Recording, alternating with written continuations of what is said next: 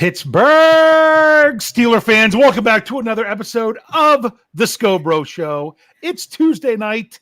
It's just after 9 p.m. Eastern. I am behind the steel curtain editor, Dave Schofield, and with me, as always, it's why it's called the Scho Bro Show, is my big brother, Rich. How's it going, big bro? Welcome to the Bro Show. There you go. Yeah, unfortunately, you can't breathe in the sweet I did not smell. get to breathe in the sweet smell of You know victory, what? but that's okay. Because of today, because of everything that has gone on, because the Steelers have trimmed their roster down to the 53 players, which is the main focus of our show tonight. We get to be the first YouTube show to talk about it.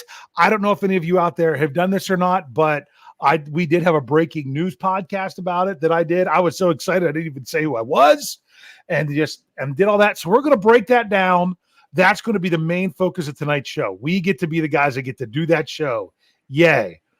But we can't just forget everything because the Steelers did play a game forget on about Friday it. night. They did play a game on Friday night.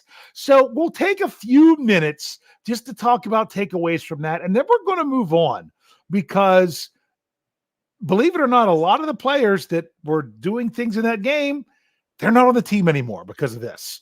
So we're going to do that. And also, I have to say it now. You've got to wait. Rich can't let me forget this. In the second half of the show, we're announcing the Survivor contest.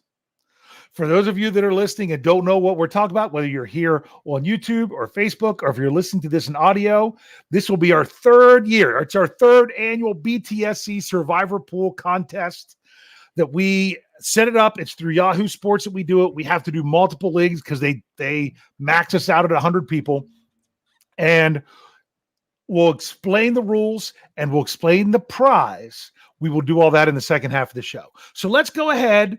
Rich, your non-knee-jerk reaction to Friday night's game, now that you've had to sit on it. What do you have to say?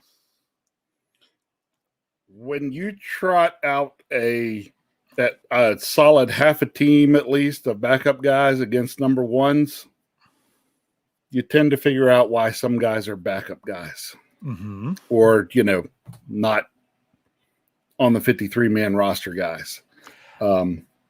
Yeah, because they're just not on that level. And that became I know obvious. exactly what you mean. Yeah. My biggest takeaway from this game was this was a team playing their fourth preseason game versus a team playing their third preseason game. They had different agendas. They were on different schedules. And although those backup players did very well against other backup players, it wasn't the same story when they were going against the non-backup players. And honestly, I was very frustrated with everything because you know what? We talked about it. We all gave scores. We said most of us said the Steelers are going to win. Some people said they weren't. We did not know last Tuesday how the Steelers were going to play it. We didn't know. Because like I said, there's two ways to play this game. You play it like it's a fourth preseason game, like the Steelers have had 4 in years past, or you play it like a game that is 2 weeks removed from your first regular season. Yep. Which normally would be where the third preseason game would be, which is what most of the NFL, a lot of teams played it that way. Some teams played it like it was a final preseason game. It's not how it worked out for the Steelers. I tell you, after the game, I was frustrated because it doesn't matter if our threes are going against their ones. You still want to see them giving a quality performance, and I don't feel like they really did. No, you saw some mistakes, and they were, it doesn't matter what guys are up against when you see guys on defense taking bad angles at ball carriers and things like that. If you're playing against ones or other threes, that doesn't matter. If you're taking bad angles, you're taking bad angles. Yeah. And things like that. If you're missing blocks, just straight up whiffing blocks like we see sometimes, chances are, it's because you're not good enough. Yeah. I mean, Yeah. we spent a lot of time evaluating guys in that game on the bottom half of our, what were we at, 85-man roster. It was 80. It was 80. 80-man roster. Yep. Okay. Really, we spent a lot of time looking at the bottom 40, 45 guys there. Yeah. Now, there were some top guys in there for a little bit. Yeah. But when you've got the majority there, you're just trying to see, okay, their last chance, show us who can play. I felt very few guys played their way onto the team, and a couple guys made it clear and played their way off the team. Yeah, and there was still plenty of things to take away. Some starters played. I mean, I said that I felt that Chuks Okorafor had his best game of the preseason. I'm still not saying it was very good, but it was definitely his best game, and he was going up against the other team's ones. Dan Moore Jr. in at right tackle really struggled. That's why I'd kind of talked about this before, and I was not shocked in practice on Monday to hear that they were trying Chuks a little bit at right tackle and letting Dan Moore Jr. play some at left. We'll talk about that because of Zach Banner didn't practice on Monday. So we'll talk about that a little bit later. So because that's going to go into some of the stuff with the 53. But so there were some things you could take away and some things that weren't good that you could figure out. I mean, James Pierre was the one player that stood out head and shoulders above everyone else. And it was what it was. But you could get some individual things about what was going to happen. But in essence, I'm ready to move on. I thought there were other couple other guys that I think solidified their spot, and some of that played into what we saw today as well. Exactly. I thought Henry Mondeau played very well. Jeffrey Benedict, well, the thing is, sometimes I listen to Jeffrey too much. Like, for example, I listened to Jeffrey too much, and he had me convinced that Trey Edmonds was the only guy that could play the H-back, and he was going to get the last running back spot. I did that in my 53-man prediction. That one was wrong. I got 50 out of 53 right with my prediction. So wasn't terrible, especially that I got all the specialists. So we'll get to that in very, very shortly. So, but he was saying for a long time, I was like, you're right. Mondeau was the next guy on the depth chart behind Wormley. It was like Mondeau was never even in question based on the way they were allotting playing time. And he was out there against, some ones, and really I felt held his own. Yeah. Now, what was he kicking all those ones around like crazy? No, but he wasn't getting blown off the ball. He was, holding his own, flowing to the ball, doing the things that you want, the 3 in our 3-4 defense to do. Yeah. Well, and here's, like, I did the articles on the PFF scores because I report them. There was only 2 players on either, at all, any aspect of the game that scored an overall grade of 80 or higher in this game for the Steelers. And those 2 players were James Pierre with a 90.0 and Henry Mondeau with an 85.9. Marcus Allen was close with a 79.4. And he was actually doing well. We're going to talk about Marcus Allen because once again, sometimes I do listen to Jeffrey more than I don't, and some interesting stuff with him.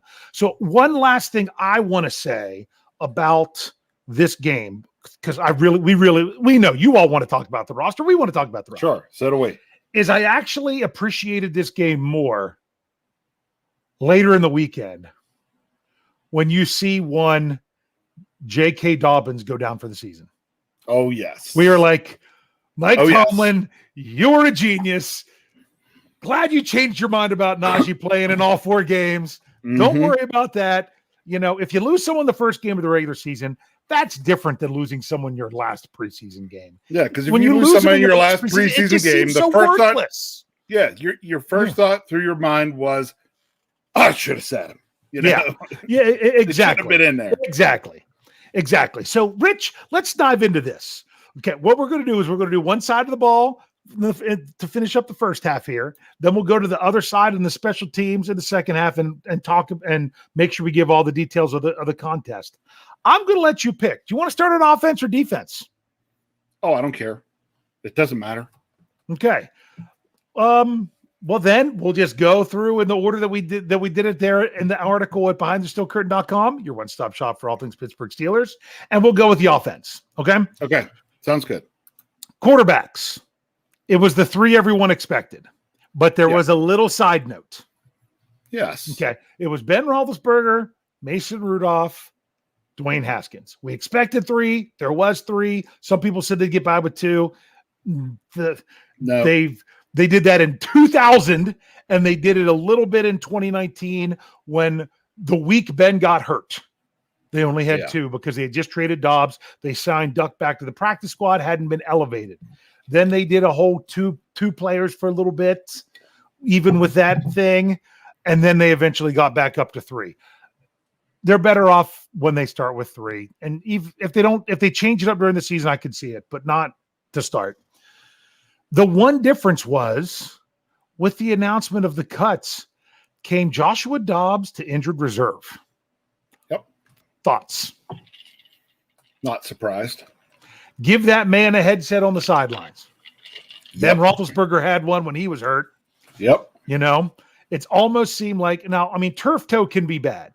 And if Joshua Dobbs feels like, I mean, they could technically do an injury settlement. They have a few days to do it because he's a vested veteran. He doesn't have to go on waivers. He wasn't waived injured. He could go straight to injured reserve.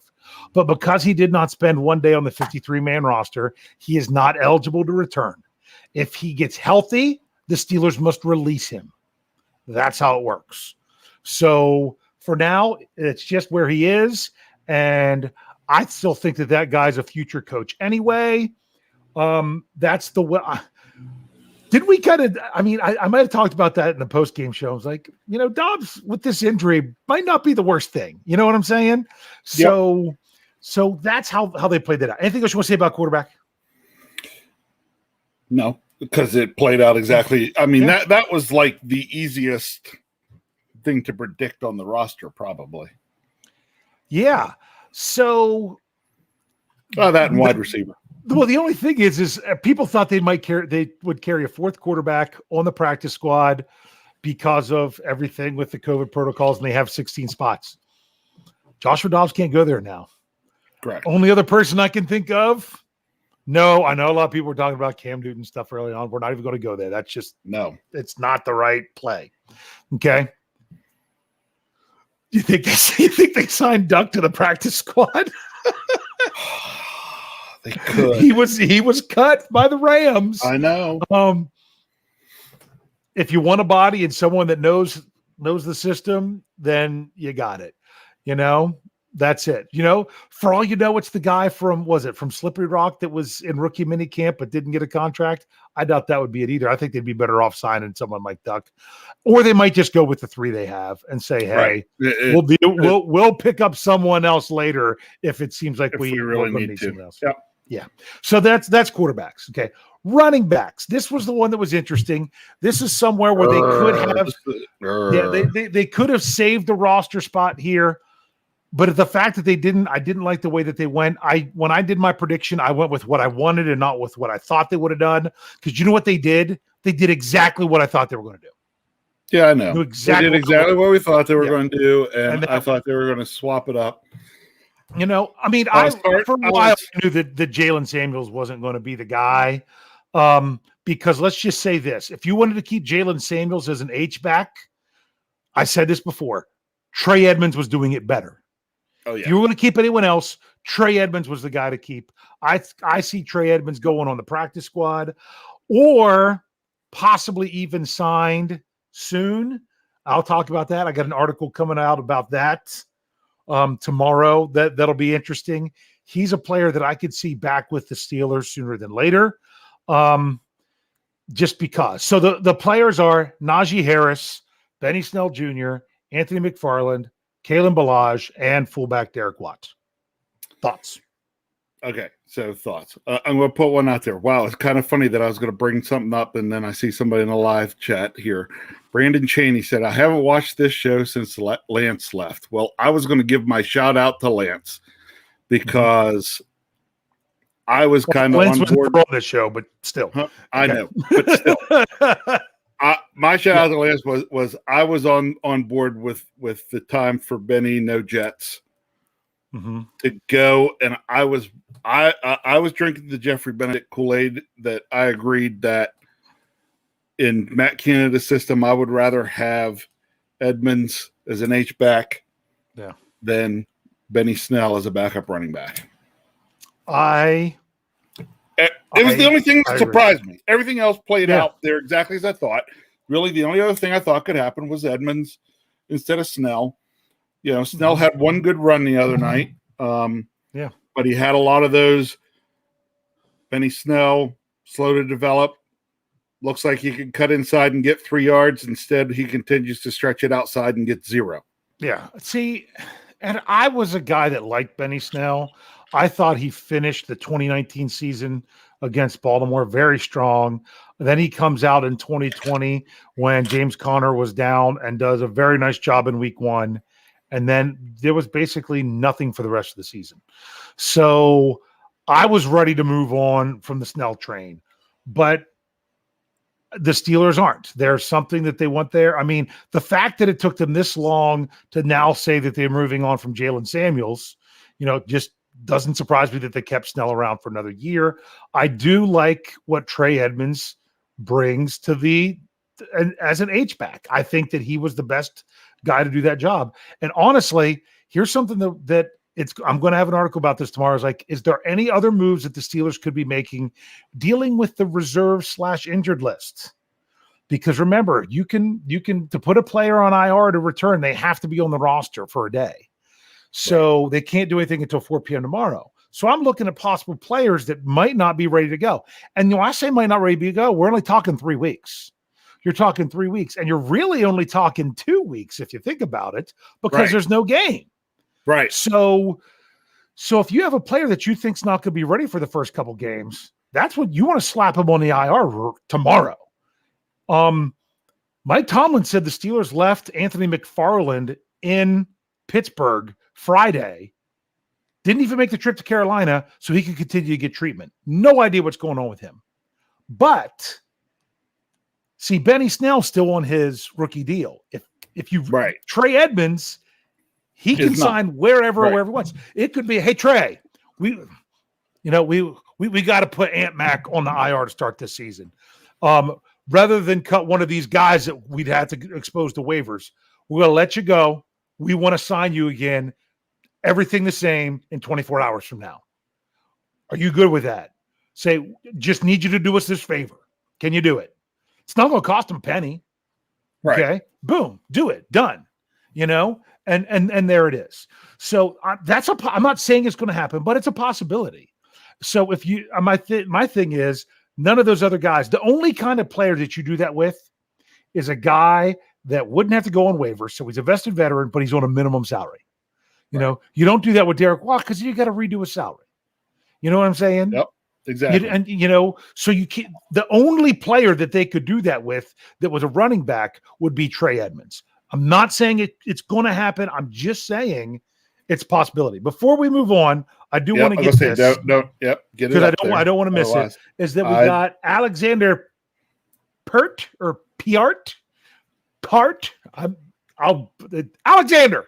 Okay, we got pounds. He's giving us pounds. 1.79 pounds, and he wants to know, in your opinion, is this a super not wrong kind of pounds? Okay, in your opinion, I know that's why it was funny. I know. You got me distracted. Come on, he gave us a super chat. He deserves this. Thank you. Well, then, in your opinion, is this a Super Bowl caliber team? Okay, I will tell you this. Ask me after week 6. Oh, yeah. But I'm going to say this. Any team that has this kind of defense could be a Super Bowl caliber team. Yeah. If you have one side of the ball that's that dynamic, then all you need to do is get enough stuff rolling on the other side of the ball. And this is a Super Bowl caliber defense. Okay. I'm not saying it's perfect. No. They still have some questions to go at corner. But because of the strong defense, all you need is to get stuff going at the right time in the right way with offense. And yes, because think about it. Early in the season, you could see this team be a 2005 Steeler team. Yeah. That you don't have to roll all season long. Got on a roll on the end, made it into playoffs, and rolled through. Because the last thing you want to do is get on a roll early and then have it fall apart, because we all know how that is. We're not going to talk about that. So let's so not yeah, talk so about that's that the answer to the question. I think we both kind of agree with that one. So that's the running back situation. That's the 5 guys in the room right now. Like I said, that could change a little bit, or it could stay the same. I'm not saying that's definitely going to happen with the Edmonds thing, but if that was going to happen, that's where it would be. So let's move on. Tight ends. Any surprise? No, not really. I guess I should say who they are first, right? Yeah. Eric Ebron, Pat Freiermuth, Zach Gentry. All right, go ahead. Not too surprised. There was some argument out there that you could maybe have kept Rader over Gentry. Yeah. Just if you wanted that real true blocking kind of tight end. I wouldn't be surprised we see Rader on the practice squad. I mean, I honestly think that's the difference between these two players, is that Rader is much easier to get to the practice squad. Yep. So some people said, oh, well, maybe they'll just keep 2. No, not in Canada's offense, and not when Eric Ebron is not your typical tight end. He's more of a wide receiver than a tight end. You need to have 2, and they'll probably dress them all too. There was even the question of whether or not they would have 4, but instead they went with the extra running back rather than the extra tight end. And they didn't do an extra receiver. Any surprise with the receivers? It's the 5 we all thought was going to be at the very beginning. It's Juju Smith-Schuster, Chase Claypool, Deontay Johnson, James Washington, and Ray McLeod. Did you think Ray was in danger? No, I really didn't. Yeah, I was kind of the same way. In danger with who? Yes, and that was the question. Who was in camp that was going to knock him out? You're exactly right, because I said this when I would do, as we were going along with my 53-man predictions. I'm like, I'd move Ray out if somebody was really standing out to grab that job, but they weren't. Even everyone that talked about, Matthew Sexton, well, even before the 2 muffed punts, he wasn't bringing much to the Steelers also as a receiver. So wasn't surprised about that at all. So we'll say, I just think that between the tight ends and wide receivers, not really surprised. I think Raiders a candidate for the practice squad. I think Anthony Johnson. I think Rico Bussey. I even think, they could bring back Sexton. I doubt it. I doubt it. But they could. There was another one that I had in there as a wide receiver that I thought could make the practice squad. I can't remember who it is. So, but if any of these guys get picked up, they get picked up. But remember, for someone to get picked up off waivers, that means they have to go to another team's 53, which means they have to drop somebody else. Like right now, to say, the Steelers could look, and you'd have to drop somebody. So I mean, Ray was the 5th guy. If they would have had someone that could have come in and really blown the doors off, then it would have. It's not like he was, set in stone. The other 4 were, but nobody did that, so that was his job, right? Oh yeah, I will say Ray did not help his cause as a receiver the other night. Yeah, well, he did get the touchdown, but he also had some not so good ones. Like he led the team in receptions, yards, and of course scores. But he was way up in targets. Yeah, he was targeted 9 times. It's only 4 receptions. 9 times, caught 4. Yep. Yeah. So those are interesting. So, let's go to the big one, because we're going to need a little bit of time here. Yeah. I was torn. I wasn't sure who to drop. And so much so, I admitted I was kind of lazy on one of my predictions. I kept all 10 linemen because I wasn't sure which one to drop. I finally settled on dropping BJ Finney, and people thought I was crazy. And BJ Finney got cut. I kept Rashad Coward instead. Rashad Coward got cut. Yeah, there's got to be more coming here. Let's list the linemen that are there for the Steelers. Yep. So we can really get into it. Okay, you've got Chukwuekwor, Ford, Zach Banner as tackles. You've got Kevin Dotson, Trey Turner as guard. These are projected starters as of last week. Okay, Kendrick Green at center. Then you've got 2 more tackles in Dan Moore Jr. and Joe Haig, and you have another center who could possibly play guard, but it wasn't pretty. When he did it last year, in J.C. Hassenauer. Okay. I don't mind Hassenauer being a backup, but, if Kendrick Green struggles, it's not like there's really going to be another answer, if you know what I mean. Yes. But the Steelers only have 2 guards. What are your thoughts? Yeah. Going with the 2 guards scares me a little right now. I think, along with some other stuff going on, I think there's another move. I think there's more coming. Mm-hmm. This is the 53-man roster today. This is what I do not think is our 53-man roster going into week 1. I think they'll have 9 linemen. Yes, for week 1. I do. But it's very interesting how things are right now. Okay.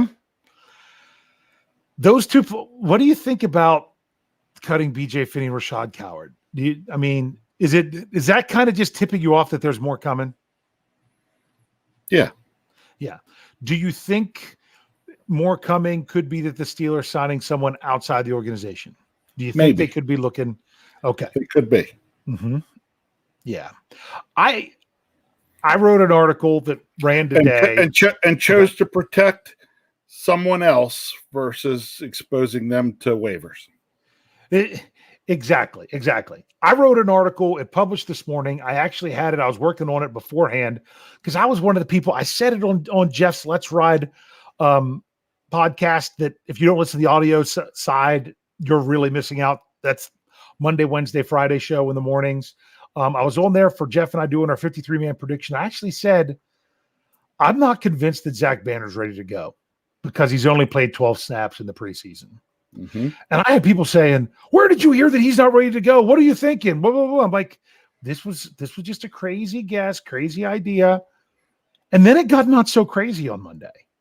And I actually started writing this article before the other stuff happened on Monday. And I'm like, man, I wish I would have put this out there even sooner. But this was what I was saying. If Zach Banner's not ready for the first 2-3 games, maybe he's going to start the season on IR. Maybe he stayed in Carolina to get treatment because his knee did not respond well to the 12 snaps. Stayed home? You mean stayed home instead of going to stayed Carolina? in, right? Stayed home from Carolina. Sorry. Yeah. Stayed home from Carolina because, for treatment, maybe his knee didn't respond well. I even brought up the notion. And then I saw other people talking about this in other comments on BTSC before my article ran. I'm like, come back to this one because this is what I said in this article. He's a big dude. I should know I'm a big dude. Okay. We're both big dudes. A lot of people want to compare Zach Banner and Devin Bush with their knee injuries because they had similar injuries and Banner's was 5 weeks sooner. But Banner's a big dude. And just being a big guy is completely different with the wear and tear on your knees than it is being a small dude. 2 places as a big guy you do not want to be hurt is your knees and your feet. And your feet. Trust me, I know. Yep. I know. I'm still dealing with stuff. So you are absolutely right. So maybe it's just not – maybe he's fine. And I hope he's fine. I really do. He played well in the 12 snaps he saw. And yeah, we know there's still a lot of question marks there. Thanks for bringing. I saw this. I was going to bring it up. I just want to make sure we got it. Yeah, didn't want to lose it, so I understand. Drew gives us $9.99 into the tip jar. Thank you so much, Daniel. And he just says, "Keep up the great work." Well, we're happy to be here tonight. This is great to talk about. We're trying to keep the great part going. I mean, we always work. The great part is, what we struggle with because So I just had someone I'm scrolling through really fast to catch back up that said that they even read that article today. Thank you for checking out the articles at BehindTheSteelCurtain.com, your one-stop shop for all things Pittsburgh Steelers. So I actually had this theory that the reason I had BJ Finney not make the 53 is because he's a guy that you could say, all right, Finney, we need to get Banner to the IR. Basically the same story I was given with Trey Edmonds. Yeah. If there are 2 guys on the Steelers that would not have to go through waivers and are on minimum contracts that are offensive linemen. And who are those 2 players? BJ Finney and Rashad Coward. Yes. And those are the 2 guys that were released. I would not be shocked if Zach Banner has to go on the IR if both of those guys are back. Both of them to get them up to 9. That would give them 1 reserve tackle and 2 reserve guards. And you know what I'm saying? And you wouldn't even dress both of them. Do you know what I'm saying? Yeah. You would probably only dress one of them. So I'm not saying that these guys are done. They could be. They very well could be. We could be way off. But you got to remember these possibilities, because I don't want to give away too much. When's the last time the Steelers 53-man roster that they first had to do was the same 53 that they rolled into week 1 with? Been a lot. I can't even tell you. It doesn't happen. It just doesn't. This is not going to be the roster in Buffalo. It's not. There's going to be changes. There's going to be something. And if it is, then it's the exception, not the rule. So you think that these guys might be back. I think some might be back. It could be a Zach Banner issue. It might not be a Zach Banner issue. And that's good news. But that's kind of how it went down. That's for both of them. And you've got to dress 8 linemen. You've got to dress 8. So I think both of these guys, if they don't get signed elsewhere, are on the practice squad if they're not back with the Steelers. And they very well could be elevated, because you can dress 8 linemen. If one person can't go, you're going to need another one. So that's just how it goes. Okay. So it is what it is. And that's the offense. Anything you want to say about the offense as a whole before we head into our break? Offense as a whole, it was really the biggest surprise was that only the 8 offensive linemen. Yes. And then you could make the argument was it going to be Benny Snell or not? But exactly. That was more of the Benny Snell thing was more of a flip a coin. Mm-hmm. You know what I mean? That was like, the offensive line only having 8 right now is what really surprised me. Yeah. I saw someone in here earlier. I want to say it here. That someone said about Dan Moore Jr. was the highest rated lineman behind Dotson for the preseason. That actually is not true. If you go by Pro Football Focus, if you go by their ratings, Dan Moore Jr. was the 8th highest rated lineman, because last week's game dropped him down big time. He was until this past week, but this last week when he struggled in right tackle, it dropped him to 8th. Believe it or not, the top ranked linemen for the Steelers go Dotson, Haig, Finney, Banner, Chaz Green. Chaz Green's a guy that I see on the practice squad. I see him on the practice squad. I see possibly John LeGlue on the practice squad. He played pretty well with both center and guard in the preseason. So that's just what it is. But Rich, it is time to roll into our break. We're going a little bit long in this first section because we had to cover last week's game into the offense. But in part 2, we'll do defense, we'll do special teams, and we'll be announcing the Survivor contest, how to get into it, and the prize.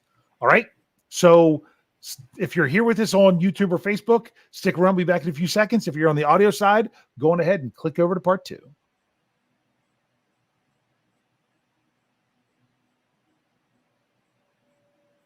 Pittsburgh Steeler fans, welcome back to part 2 of the Scho Bro Show. This is Behind the Steel Curtain editor Dave Schofield, and with me, as always, is my big brother Rich. Rich, how we doing? I'm doing okay. You're doing okay? Sorry, I got to bring this up because I'm laughing at one of our folks in the live chat. Who cracked a good joke in the live? Oh, it's Dennis. Says during the break, you make sure waitress during the break, you make sure a waitress comes over with my drinks. I love it. That's a good one. Dennis, I'll tip of my hat to you. So in part 1, in case you're stumbling onto the audio and you're here and you're listening to part 2 and you're like, well, wait, what happened? In part 1, we talked about last week's game a little bit, probably more than we needed to. And then we broke down the Steelers' offense of the 53-man roster. 24 players. It's usually about 25. 24. They skimped a little bit on offense. So now we're going to roll into defense right after we do the special teams. Okay. You ready to do this? The special teams? Yes. Mm-hmm. So I got all 3 of them right. Yes, you did. I called them for a while. Chris Boswell wasn't in question. Nope, no question. Big Press is the punter. Did that really surprise you? No, I think that competition was closer than I wanted it to be. And I think part of that was because of Boswell's familiarity with Jordan Berry as his holder. Yes. But overall, punting wise, I think we'll be just fine. Yeah. Yeah. I mean, I said it on Let's Ride with Jeff that if they're like, can you trade one of them? Because if someone's going to want someone, who are they going to want? They're going to want Harvin. Yeah. And you're not giving him up. So right, you're not giving them up, and everybody that knows you're going to cut cheaper, Jordan Berry. Yeah. So they're not going to trade you anything for him. You're just going to wait till you cut him. So. Yep, I think you are right. So hold on here, just making sure I took care of something there. You were exactly right.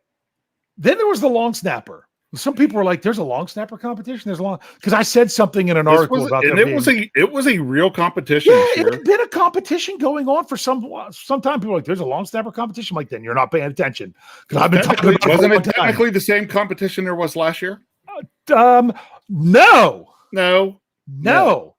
Here's what I'm going to say. This is what I'm going to say. No, if I recall, and I think yes, Christian Kuntz ended up with a practice squad with the Steelers for a while last year when they realized we better maybe have a long snapper just in case something happens with COVID. Yeah. But I think he got cut when they had to go from 90 to 80 to start training camp. I don't think he was even in camp last year. He was in camp the year before. So in 2019, it was as much of but he was also trying to be a linebacker. He got a sack in a preseason game. He was playing linebacker. So comes back just long snapping. Honestly, it really helped his cause that apparently Cameron Candidate was sick before the Carolina game. And when it comes to long snappers, give you a long slap right now. Yep. their best ability is availability. Yep. And may have played into it. As I screwed up to say before, can't make the team from the tank. Okay. Because you can't make the club from the tub. But yeah, even though it was just sickness, Kuntz comes in, gets every snap, and although Mike Tomlin dismissed it before the game, it has to weigh in there a little bit. That guy gets down the field. Special teams tackles. Tell me about it. He made 2 special team tackles. They save money. There was really no reason to not do it. As long as he was accurate with his snapping, as long as he was consistent, then there was go. I was really worried about big press. People were like, was it really a bad hold on Boswell's missed extra point? If you look at it, that ball was not standing up and down. It was tilted and caused it to flutter to the left. But I don't want to blame the snap and say it was Kuntz. These are all things that they can still work out. So hopefully they're good. So that long slappers was pretty good. I like that. Let's roll to the defense. Yeah, everybody in the live chats having in the long chat with the long slap before I snap. There you go. So this is too much fun. No, it's been a long week at work this week. So. or has it been a live week? Sorry. Yeah. I can't help it. Well, so here we go. Let's go defense. Here's the big shocker, and I have another theory going on here. Big shocker. You're like, are the Steelers going to keep 6 or 7 defensive linemen? Are they going to cut 1 or 2? How are they going to do this? So what they do, Rich? Kept them all. Kept them all. Kept them all. Many of them. Let's keep 8. Let's keep as many defensive linemen as we have defensive backs. Yeah, we'll get there. Only 8 defensive backs. 8 defensive linemen. And they are Cam Hayward, Stephon Tuitt, Tyson Alualu, Chris Wormley, Henry Mondo, Isaiah Buggs, Carlos Davis, and Isaiah Loudermilk. That's the 8. You think they're going to have 8 rolling into week 1? No. Yeah. Nope. I don't think so either. And unfortunately, I suggested this earlier, and some people were like, they're like, come on, the guy's going through a rough time. Why we bring this up? Coach Tomlin, everyone's been made to believe that Stephon Tuitt, terrible family tragedy. I would not ask to do this, to have to deal with what he has to deal with. But that's why they really slowed him coming back. He didn't do OTAs. They've kept him going really slow. But every time, Coach, people talk about players missing time with injury, Coach Tomlin keeps saying, I don't have to give an injury report. But when I do, I'll give you updates on blah, blah, blah, blah, and Tuitt. He always lumps Stephon Tuitt in with injury. Yeah. And although there's been nothing reported, Stephon Tuitt might also be dealing with an injury. And if he's dealing with an injury and needs to go on the IR early, then what they decided to do was to keep all these defensive linemen, because you know what they didn't have? They didn't have that vested veteran on a minimum deal on the defensive line. Correct. That they could cut one of them and say, hey, we're going to bring you right back. They didn't have it. Even if Zach Banner's fine, which we talked about in the first part with the offensive line, it could be Stephon Tuitt, and they decided to cut an offensive lineman. And then when Tuitt goes to the IR, they bring back another offensive lineman, so that way they have 7 rather than 8. Then it would be 25 and 25 also. Correct. Am I crazy?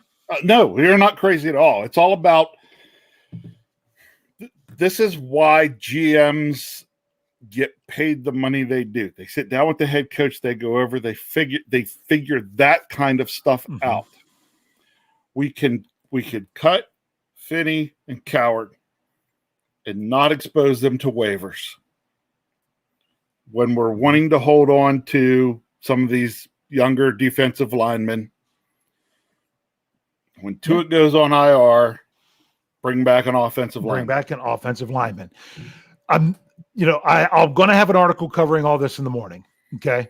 It's you can't say that this is it for sure, but you have to have to think if IR was still 8 weeks before you could come back, then I wouldn't think nearly as much of this. When IR is 3 weeks coming back and you basically start off with a bye week, you've got to think that, especially looking, hey, long season, 17 games. Yep. We do this right now. We still got them for 15. Yep. That it's not a bad thing. And it's funny, I have to address this because someone said it in the live chat. It's already scrolled past. I'm not even looking anymore, so I don't know who. People are like, Mondo, why Mondo? Okay, here you go. PFF grades for the entire preseason for the Pittsburgh Steelers defense. Number 1 player, Alex Highsmith, 90.1. Number 2 player, Henry Mondo, 83.1. Mm-hmm. Boom. Then the next player was Antoine Brooks in his one game against Dallas where he played well and then got hurt and they had to cut him or put him on IR. So people are saying, why Mondo? Because if you aren't paying attention, the dude has been playing great. Okay. Playing not flat, not flashy. Not flashy. You know who else doesn't play flashy? Tyson Alualu. Yeah. He's not flashy. He's just really good. Yep. So it is what it is. I unfortunately keeping 8. I really feel that this might be what's going on. Even if he doesn't go on IR, they might just feel that they don't have Stephon Tuitt available for the first week. But it would be smart if they're not going to be available for week 1 to just do the IR thing. So that's the defensive line. Anything else you want to say about that? No, other than bringing up that, part of what we're doing when we're looking at all this is you're trying to think of things the head coach and GM could be sitting down talking about and looking at with this. And that could be something. We're not saying it is. We might be far from it. Mm-hmm. But it's not out of the realm of possibility that something like that is going on. So Exactly. So, because that's an awful lot of defensive linemen. There's one other possibility. We got to throw it out there. There could be Steelers wanted to try to trade somebody. Yep. People are like, you know what? Why? We'll just sit back and wait for you to cut one of them. Nope. You want them? Got to pay for them. Very possible as well. Too. I feel it's got to be one of those two things, in my opinion. It's got to be. So that's there. Let's go to outside linebackers. That was interesting. And unfortunately, I called this one right on. I didn't want to call it this way, but I just thought it was what the Steelers would do. The Steelers only kept 4 outside linebackers. TJ Watt, Alex Highsmith, Melvin Ingram III, and Jameer Jones. Not in this group was Cassius Marsh, as well as 6th-round draft pick Quincy Roche, Q from you. As time went on, it just was more and more obvious that Jameer Jones earned the spot over Roche. Yep. And then the only question was would Roche earn a spot over someone else in a different position that they chose to keep? I'm really surprised that when I saw who they did keep, I'm really at inside linebacker, which we'll get to shortly. I'm surprised it wasn't Roche. That should have been Roche, if you know what I mean. Rather than keep 6 inside linebackers, I would have rather gone 5 and 5. If you were going to go 10 linebackers, that's what I would have done. But that's me. And the thing is, he's exposed to waivers. If someone else wants him, he's theirs. It looks like he's going to be a practice squad guy if someone doesn't pick him up. You don't let one of your draft picks go thinking you're going to sign him back the next day. That's not a move you make. So that tells me that the Steelers will take him back, but we're okay if understood that they might lose him. Yeah, and here's what's crazy. A lot of people are like, oh, well, Jones outplayed, am I on everything? Yeah. Jones outplayed Roche. Actually, Roche had a higher grade according to PFF. Now, Jones did really make bigger splashes on special teams, but so did Roche. He did pretty good too. So I can understand what was going on there. It just kind of seemed from the playing time and everything else that Jones was the guy they were giving more of a look to. So hopefully Q from U is still going to stick around. And you know what? 6th-round draft pick, didn't make the initial 53. Hopefully ends up on the practice squad. Could maybe end up on the roster later. Like I said before, you just described Antoine Brooks. That was him last year. He didn't make the 53 start. So I don't want to say that his time in Pittsburgh's over, but if someone else decides they want to take a flyer on him, then it is. So we'll see what happens. Okay. Whew. Anything else about outside linebackers? No. Let's go to where the discussion is going to be a little bit more on the inside linebackers. One thing outside of that. Let's look at the top guy on the list. One, Trent Jordan Watts. Okay. I still can't believe people were seriously expecting his contract announcement during or immediately after the game. We said it on the show. Jerry Dulac was not giving you an inside report. He was giving you his opinion. So everyone that ran with it, that there's a report that the deal's done, they're just waiting until after the game. That's not what was said. That's not what happened. Okay? That it just wasn't the case. But my opinion is, and like I know Michael Beck, he was projecting when the deal was done. He was he's got 2 hours unless they announce it this time of night because he thought it was today. I guessed Thursday because the Steelers have practiced Monday, Tuesday, Wednesday. Then they're off for 4 days. And I'm like, I wouldn't be surprised if he signed it. And maybe it'd be Wednesday when they have practice, or sign it that first day, and then maybe you can go take some time. My other opinion is, I think he starts practicing when they come back from that break, whether there's a new deal or not. Yeah. I don't think he's going to take this into the regular season. I don't know that it's all him. I don't know if it's, if the Steelers want to put their foot down, they could say, get it on the field and start practicing now, or get out. And they haven't. I mean, they've been working together. So that's just I wanted to throw my thoughts out there on the whole Watts situation. Anything you want to say about that before we go to inside linebacker? No, it just, honestly, who knows how long this has been done in principle? I mean, this could have been done 2 weeks ago. Yeah. And the Steelers said, just stay here, work out. We're not going to play in the preseason. Don't want to get you hurt. Let's wait. Let's sign it later. After all the preseason, the cut downs, all that are done. I kind of like what you're saying. Maybe it could happen on Thursday morning early, roll into the break. He signs the deal, jets out for a little mini vacay for a couple days, then rolls back in, puts the pads on, and goes. Yeah. Absolutely. Absolutely. So it could be anything there. We really don't know, but we're waiting for it. We'll see. Inside linebackers. This is the big one. Man, I can't believe they kept 6. I really don't. Yeah. I had them keeping 4 for a while, but it's even looking at outside linebackers, you're mainly only playing the top 3. They're going to be the rotation guys. Yes. Okay. But for inside linebackers, I'm like, you might not go too deep here, with one exception. But there's also something interesting about that exception. So here's who they went with. It was Devin Bush, Joe Schobert, Robert Spillane, Buddy Johnson, Marcus Allen, and Ulysses Gilbert III. I think a lot of Steelers Nation has already completely written off UG3 as making this team. And we've seen it a lot in the live chat. People like, why UG3?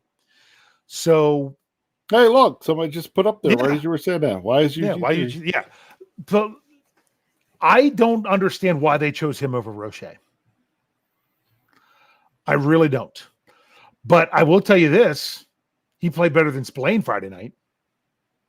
Yes, he did. You know,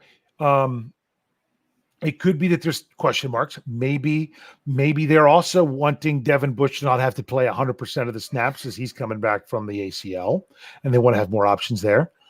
But I also have another one. Who was someone that got injured and didn't finish the game last Friday? Marcus Allen. Yeah. Maybe Marcus Allen is a guy that they might have to start off the season on IR. And guess what they didn't have? An inside linebacker from other people. That vested veteran on a minimum deal. They didn't. So maybe that's why they kept 6. And they wanted to have UG3 because they wanted more depth there. But honestly, I still think they'd have been fine with 4. Without if that happened to Allen. So I really do think that UG3, and that's Roche thing, was one that I don't get. I would have loved to see Quishti Roche stay, even though I predicted him to go. Go ahead. Thoughts? I was like you. I was really surprised UG3 was the guy on the team. There were some folks out there even calling for Marcus Allen to go.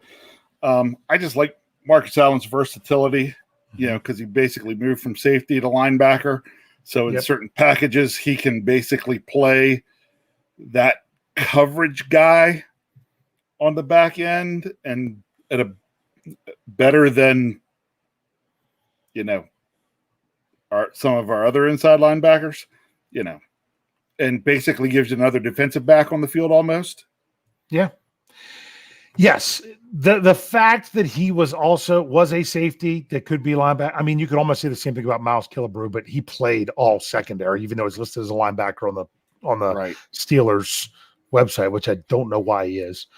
But I had Marcus Allen not on this roster for a long time, and then I realized that he was going to be. 1, the Steelers seemed to like him. 2, he played really well against Carolina. And 3, that versatility that, he gives you somebody else that could even fill in somewhat in the secondary. But even the bigger reason was something that most fans probably did not catch. And honestly, I was really surprised. I think he sent it on our Slack channel because he was surprised that he caught it. And that was Jeffrey Benedict pointed out that even though it was only 16 snaps before he got hurt, Marcus Allen, the Steelers ran some dime on Friday night, even though they claimed they hadn't run it at all. But they did without putting a different player in there. Yeah.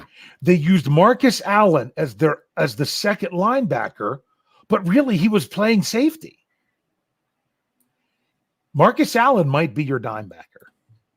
That might be what his role is. Yeah. And honest, and they might play, they could even play if he where he comes in, but he comes in for another linebacker. So it's a sub in. He might be coming in for Schobert or Bush, but he's still actually another linebacker. So it's not like you could just try to get him in dime and then just run. But at the same time, you've got the secondary guy. It's actually, if you think about it, if the Steelers could pull it off and he plays well, it's a fantastic idea. But then he also got hurt. So for all we know, he could end up on the IR, or he could be the answer for the Steelers in a dime package. It's crazy. So I thought it was really neat how Jeffrey pointed that out. Go ahead. I saw a comment here I got to bring up. Okay. I haven't been looking because I've been we're on the defensive side of the football, but somebody brought this up on the offensive side of the football, and I just have to bring it up. Worst case scenario, Dave Schofield could slide in a guard for a game or two if needed. Although Dave Schofield was a tackle. I was a tackle. He's definitely not a tackle anymore. No, I'm you would be a guard. I'd probably be a guard. But yeah. Let's just say Problem is your knees and feet wouldn't let you move. My foot is still swollen from playing in a golf tournament with you over 2 weeks ago. It hasn't gone away. It hasn't gone away. It doesn't hurt. Just as a balloon. It's kind of inhibiting. But anyway, that's what happens when you're a big dude. You're a big dude. So yeah, the inside linebacker was really curious. It was really curious how they did that. Well, we better get going here because I still got to do the contest and stuff. So Rich, let's hit the second. Let's look at all the secondary at one time. Yeah, because believe it or not, that's how I kind of looked at it today. Yeah. 4 and 4. But they really were corners and safeties. It was Joe Hayden, Cam Sutton, James Pierre, Justin Lane at corners. Yep. Minka Fitzpatrick, Terrell Edmonds, Miles Killebrew, Trey Norwood at safeties. Yep. To me, the biggest surprise is Arthur Millette. Yeah, it was a little bit of a surprise. Yes, that was surprising to me because he was basically the only other person who was in to play in the slot. But something else I want to say about Arthur Millette. Now, granted, he was injured. So maybe that was part of the reason why he got released, because he was injured. So that could have been the issue. Maybe we see him later in the season. But I do also have to bring this up. Arthur Millette is a vested veteran on a minimum deal. You just got to keep bringing these things up, that these are the types of players that end up on and off the roster. You know, Cassius Marsh is another one that I could have even said that. Although I don't know that the Steelers are going to bring him back because they had better options than him. But when you have these guys that don't have to clear waivers and they were on a minimum deal, they are guys that can come. I mean, J-Ron Elliott was that guy last year, if you think about it. You know what I'm saying? Right. So if I wouldn't be shocked if he's healthy, if you see Millette back on the roster, if the Steelers don't make another move. I still think the Steelers could be scouring the waiver wire as we speak, talking to players that aren't on waivers, that they're going to add another player to the secondary. What do you think? Yeah, that was another spot where I thought, you know what? They could be looking for another guy. Yeah. Wouldn't surprise me, believe it or not, if they're looking for another corner. Yeah. I think that's where you would be looking. Yeah, because I think you're okay with safety with the 4 you have, and then also that hybrid safety of Marcus Allen on the roster. I think they're looking for more of a slot corner that with blitzing capabilities. You know what I'm saying? Because although Cam Sutton can slide inside, there are things that he can't do. And that, doesn't do well. Not that he can't do them. Doesn't do them as well. That's why they even talked about, slot corner by committee for a while, because you didn't want to, you got a blitzer guy or you got a coverage guy. So it's going to be interesting to see how they do that. I was ready to move on from Justin Lane for a long time, but he started playing better in the preseason. Yeah, I really liked Mark Gilbert's potential. I'm hoping he can get to the practice squad. So that's just another thing. Anything else you want to say about the secondary? I mean, I thought safety was locked in. Those were going to be the 4. Oh yeah, no question. Yeah, so it was. Yeah. So really just came down that you keep an extra corner or not. But when you kept an extra linebacker and you have the extra defensive lineman, you have to make cut downs elsewhere. In my absolute opinion, I believe that UG3 is the 53rd man on this roster. And if the Steelers make another move where they have to cut someone, where someone doesn't go on IR, he's the guy. That's just my opinion. You agree? Okay. Don't. Okay. Okay. Anything else you want to say about the roster before we finish up real quick about the contest? And we will do a final question tonight. Yep. Okay. Contest. Same one we've been doing for 3 years. Survivor pool. Hopefully, I know a lot of people in the live chat. I don't know a lot, but I know people that are in the live chat have done this before. This will be our 3rd year doing it. It will be done through Yahoo. There will be an article tomorrow at BehindTheSteelCurtain.com at 12:30 Eastern that lays everything out. You'll even have a link. You can go right in and enter. We will fill up that league when it gets to 100, and then we'll start a new league. All Survivor football is this. You pick a team to win in week 1. If they win, you're in. If they lose, you're done. End of story. Then you move to week 2. No spread, nothing. Pick a team to win. If they win, you move on. Then you go to week 2. Pick a team to win. They win, you move on. They have to win. Can't tie. If they tie, you're out. Okay? Kyle learned that the hard way last year. Yes, he did. You're out. So that's what you do. The only trick to it is once you pick a team, you can't pick them again. So if you pick the Steelers to win in week 1 and they beat the Bills, you can't pick them in week 2. You can't pick them at all anymore. So that's the only strategy that goes into it. And you'll find out that there'll be a one game that a lot of people want to pick, and then you get the ad upset and it knocks out a bunch of people. It's just how it works. And what we've done in years past, the first year we did it for assigned David DeCastro football. The second year we did it was for assigned Marquise Pouncey football. This year, I even have it right here, we have another signed football. I don't know if you can tell what that is on there. You can maybe see the number. That's number 23. That's one Joe Hayden. We have a signed pretty sweet Joe Hayden football. You can see it here on YouTube or Facebook right now. You know, it's got the little card here somewhere. Sorry, I'm not talking into the mic. That's got the little. Yep, there it is. It's got the little number, certificate of authenticity card. That's the prize for the person who wins it. Signed Joe Hayden football. So I'm going to even give you all, if you're here live, you're going to get a little bit of a head start if you want to. Get out a paper, pencil, write this down. I might try to type it in when we're doing other stuff if Rich can do stuff with the big question.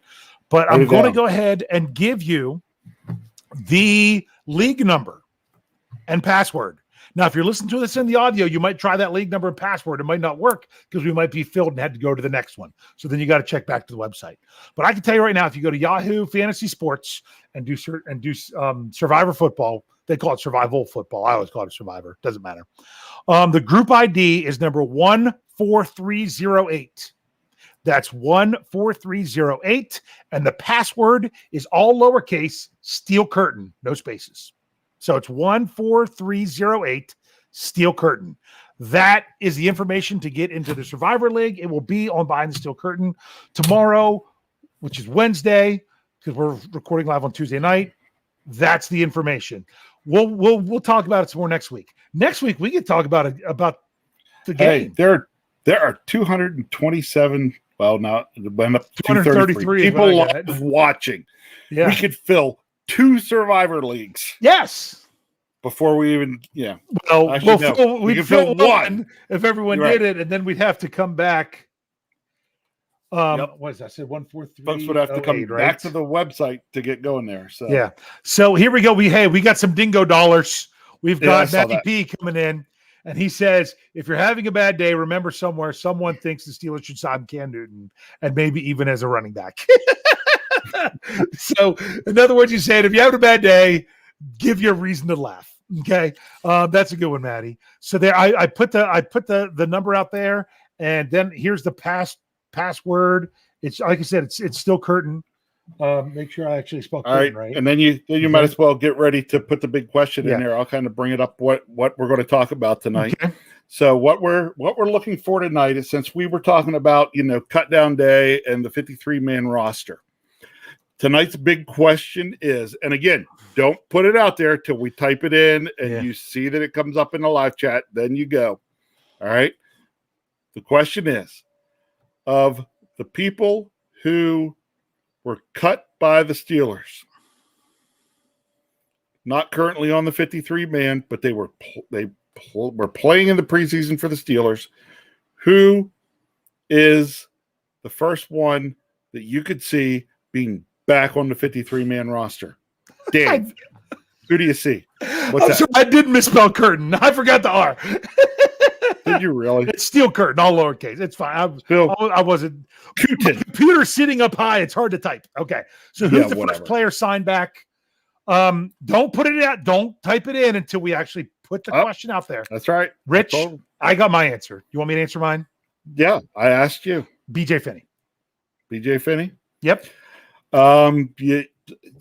I was going to go differently, but I couldn't because, that's where I was going to go. And I thought, if he picks Finney, I'll go different. Nope, I'm with you. I think it's BJ Finney.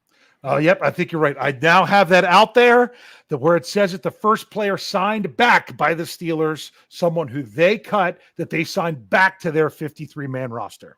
Okay. I almost went another one. Awesome Stuff says Roche. Honestly, he would have to clear waivers first.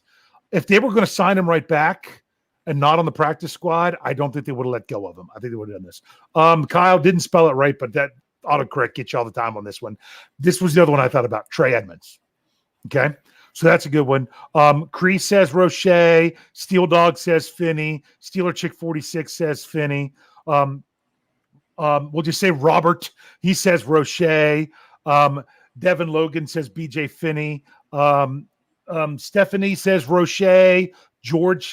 Stephanie, that says Steven. It's actually, I'm trying to go so fast. I'm looking ahead. There was some. Steven, I'm so sorry. Steven Carestis. Did I get it right? Close we'll enough. say that. He says Quincy Roche. I'm so sorry, Steven. Okay. Stacy says Roche. Tyler says Q from the U. Mark Tobin says Gilbert. Okay. These are all interesting players and players I would definitely see in the practice squad. If the Steelers wanted him on the 53, I don't think they would have released him. I think they would have released someone else. Joe says Finney. Kathy says Roche. Clarence says Q from the U. Artie Bird 2 years ago. But because that was a good one. Okay, Ryan says Finney. Richard says Brown, meaning Shakur Brown is what he's. Because if he means another Brown, I'm not even going there. Okay. Brett says Gilbert, Mark Gilbert. So I still want to say Marcus Gilbert. It's Mark Gilbert. Okay. Steelers Pittsburgh says BJ Finney. Brian Brown says Roche. There's a new one. Says Antoine Brooks. The problem is the Steelers would have to do an injury settlement with him, and they can't sign him back for 3 weeks after the injury settlement's over. Yeah. It's a time factor. I don't think you're crazy about him being back with the Steelers. I just don't think he's going to be the first one back. Yep. But that's a name to remember as the season goes on. Okay, Brian says Arthur Millette. I can see that one. Evan then said, no, I'm kidding. I don't know. Wes says Arthur Millette. So Kyle Smith, that is, says BJ Finney. No way they keep only one center guard back up. Okay. Now people are saying hello to each other, so I'm trying to find the right thing. MT Everest, I guess that's not Everest, says Finney. Young boy, he says Jeff's worst nightmare of Jordan Berry.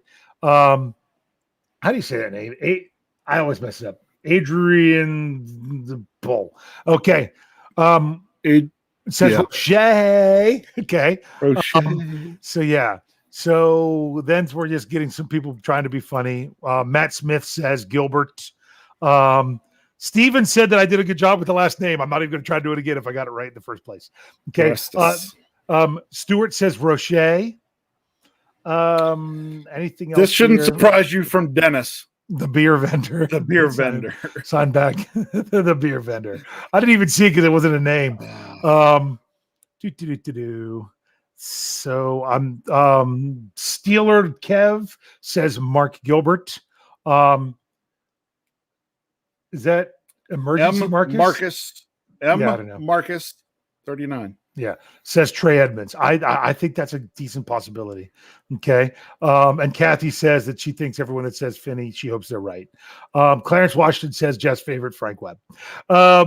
Mark says Quincy Roche.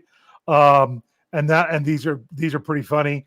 I think that's it. Rich, we've gone over tonight, but man, this was an important show to do. We broke it down. We probably should have just forgotten about Friday night's game and just went we should have. Yeah, then we wouldn't have been over, and Brian wouldn't be yelling at us tomorrow. But hey, honestly, I'm going to tell you all. Thank you all for listening. Thank you all that are here in the live chat. But for those of you on the audio side, we set a BTSC record for podcast downloads in a month. Yes, we did. We do have more podcasts because we have some new ones coming out as well, but we're trying to give you ones that are new and fresh. Last week I said I just called the what Yin's talking about, I just called it different. And the reason I just called it different, it's really good. I love that show. The reason I call it different is I'm afraid that if I try to describe it to you, I'm going to not do it justice. You have to listen to it. No, you have to just go listen to it. I mean, it's not my like favorite, shows. Yeah. My favorite, I just have my favorite was those guys spent all week one, just blathering lovingly over Jeffrey Benedict, and then last week just we're crushing pieces. Come on. Just to tear him down. It was great. It was really great. Yeah. So if you haven't checked out that, make sure you check that one out. Other new ones are Steelers Power Half Hour. They do power rankings of stuff. Those are 3 Ohioans that do that. That's pretty good. We've got the Fantasy Football Fix. I don't know that we're going to have one right now because this week, if we do, it might get pushed back or something. Jeremy lost his voice, but we got to get him back for the regular season. Then of course we have the War Room. We've got Jeffrey Benedict's. What's that? I'm reading what Mark Davidson says. Down under. Jeffrey Benedict's on the cutting room floor talking about some of the stuff with film. Really good stuff. Lots of great stuff. Matty P got in there with that too. Yeah, he got in there. Down under. So we want to thank you all for helping us to, like we said, set a record. And it's not even the regular season. It's not even the regular season. Haven't even. So we're going to keep bringing you everything that we got. That's all we can do. But if it's not for you all listening, tuning in, that's what it real comes down to. Make sure you're also checking out the website, behindthesteelcurtain.com, your one-stop shop for all things Pittsburgh Steelers. And make sure you're getting in that Survivor League. Rich, anything you want to say to close?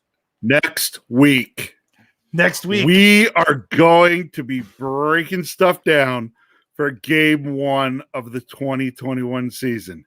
And everybody knows what I have to say about that. What's that? Can't wait.